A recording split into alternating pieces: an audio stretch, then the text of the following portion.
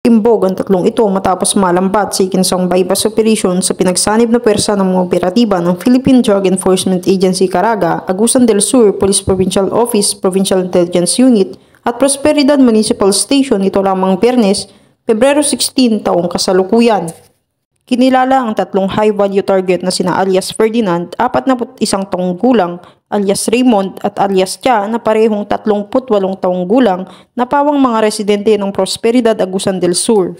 Sa operasyon, nakumpiska mula sa mga suspek ang isang pakete ng shabu na nagkakahalaga ng 1,000 piso, 3 heat-sealed transparent plastic sachet na naglalaman ng 10 gramo ng shabu na nagkakahalaga ng 80,000 piso, pera, cellular phone, disposable lighters, aluminum foil strip, plastic container at iba pang drug paraphernalia.